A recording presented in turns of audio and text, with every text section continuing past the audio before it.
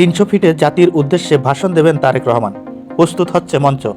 BNP সূত্রে জানা গেছে, জনাব তারেক রহমান তার স্বদেশ প্রত্যাবর্তন উপলক্ষে রাজধানীর 300 ফুট এলাকায় জাতির উদ্দেশ্যে ভাষণ দেওয়ার প্রস্তুতি নিচ্ছেন। এ উপলক্ষে সেখানে একটি বৃহৎ মঞ্চ নির্মাণের কাজ চলমান রয়েছে।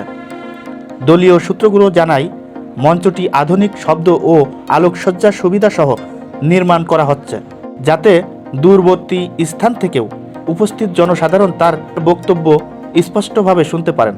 ইতিমধ্যে মঞ্চ নির্মাণের পাশাপাশি আশপাশের এলাকায় নিরাপত্তা ও আইন শৃঙ্খলা রক্ষার প্রয়োজনীয়তা প্রস্তুতি শুরু করেছে। বিএনপির নেতাকর্মীরা বলেছেন, এই ভাষণকে কেন্দ্র করে দলীয় কর্মীদের মধ্যে ব্যাপক আগ্রহ ও উদ্দীপনা লক্ষ্য করা যাচ্ছে।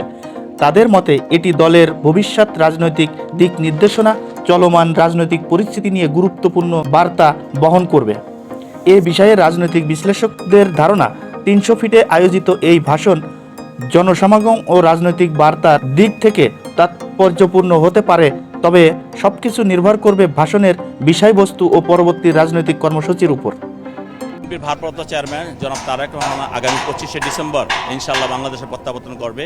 সেই উপলক্ষে আপনারা যে প্রশ্নটা করলেন যে নিরাপত্তা, একটি রাষ্ট্রের জনগণের, প্রতিটা জনগণের নিরাপত্তা দেখার দায়িত্ব তার রাষ্ট্রের, সরকারের। তো এখন আমরা তারেক রহমানের ব্যাপারটা, আগামী দিনে যিনি রাষ্ট্রপ্রধান হবেন, আগামী দিনে যে সরকার প্রধান হবেন, তার নিরাপত্তা দেখার দায়িত্ব অবশ্যই রাষ্ট্র নিয়েছে এবং নিবে, এটাই স্বাভাবিক। আমরা দলের একজন নেতাকর্মী হিসাবে আমাদের নেতাকে যে ধরনের নিরাপত্তা দেওয়া দরকার, যে নিরাপত্তা বলয়ের মধ্যে রাখা দরকার, আমাদের ভালোবাসা, আমাদের শ্রদ্ধা থেকে আমরা সেটা করে যাব। আমাদের বাংলাদেশ জাতীয়তাবাদী দল বিএনপির মাননীয় ভারপ্রাপ্ত চেয়ারম্যান জনাব তারেক রহমান দীর্ঘ 17 বছর পরে বাংলাদেশে স্বদেশ প্রত্যাবর্তন করতে যাচ্ছেন।